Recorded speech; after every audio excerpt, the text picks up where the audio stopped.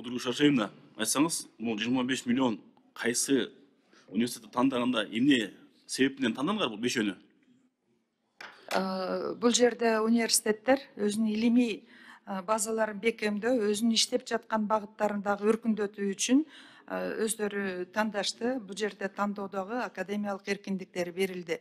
Өздөрүнүн ички муктаждыктарды эске алынды. Мисалы үчүн Ош мамлекеттик. Рахмат. Айтайын дегенде медициналық академия Ош мамлекеттик университетинде чет жерден, чет жактан студенттер келет.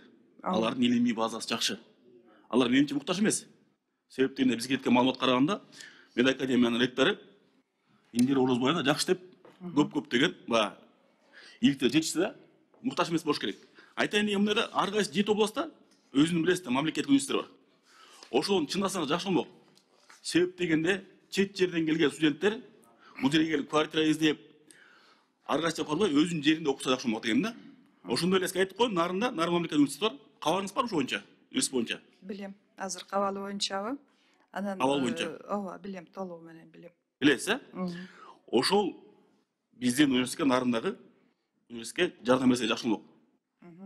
Оңдоп түзөтүш иштерин, материалдык технический базасын оңдоп берсеңер. Себеп дегенде ошо биздин студенттер бияка келип отурбастан ошол жерде окуса жакшы болмок да.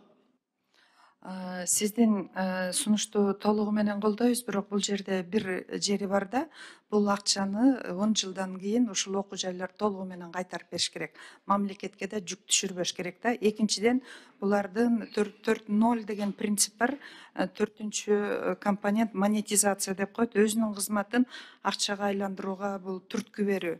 Кийинки долбоорлордо сөзсүз түрдө булардын тажрыйбасында кийинки окуу жайлар кетет. Сиз билесиз, ошол Нарын, Талас, Баткен, Ысык көл дагы медициналык компонент ачуу боюнча лицензия алышкан.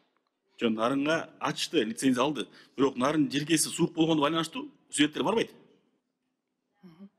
Барбаган себептүү ал жерге көп акча түшпөйт да. Сизден суранычы, ушул проекттин алкагында, башка проекттин алкагында Нарын мамлекеттик университетине жардам бериличи? Жардам бересиздерби? Абдан аракет кылабыз. Бул биринчи жолу ошо илимий өркүндөтүүгө багытталган, мындай колдоого түртүүгө багытталган. Рахмат. Агрардык университет, техника университет, улуттук университетке жардам керек. Бирок мен айтайын деген медициналык академияга, Ош мамлекеттик университетине өздөрү жетишти го дейм. Мен Ош университети бар, мен академия профессор, ректор отурат. Өзүңүз жооп берип койсоңуз. Кудай берген агай. Урматтуу Улан Болотбек, урматтуу депутаттар, мен уруксат берсеңиздер кыска. Биздин Ош мамлекеттик университети ушул бүгүнкү күндө университеттин алдында сиз айткандай ошол мүмкүнчүлүгүбүздөн пайдаланып университеттин клиникасы иштейт. Ошол клиникада бүгүнкү күндө терапия бөлүмү, хирургия, реанимация, бардык заманбап бөлүмдөр ачылып, акыркы 5 жылда өтө көп статистикаларды выявлять эттик. Ошонун андан сырткары бүгүн ошол президенттин указы менен шаардан бизге жер берилип, азыр 20 000 квадраттык чоң университеттик клиника куруп атабыз. Бул клиниканы куруу учурунда биз жакынкы 3 жылда 2 миллиардка жакын акча салабыз деп пландаштырганбыз. Ошонун ичинде бул проекттин алкагында эң негизги чоң проблема ошол кымбат баалуу заманбап оборудованиелерди сатып алыш болуп атат да. Ошондуктан биз ошол биздин клиниканын иштөөсүнүн натыйжасы боюнча өтө көп онкологиялык оорулар бүгүнкү күндө көбөйүп аткандыгына байланыштуу, анан өтө көп азыркы оорулар кайрылып атканда онкологиялык ооруларды алдын алып аныктоо мүмкүнчүлүгү төмөн болуп атат. Биз ала турган оборудованиелер ошол ранний стадия деп коебуз го, алгачкы башталган мезгилде ошол онкологиялык ооруларды аныктап, эртерээк лечение кылганга мүмкүнчүлүк боло турган оборудованиелер болуп атат. Биз ошого аны тезирээк алалы деген максатта суранганбыз. Рахмат. Чоң рахмат. Булар Медакадемиядан барбы? Медакадемиянын өкүлдөрү жок, ал экинчи заседанияда параллель катышып атышат.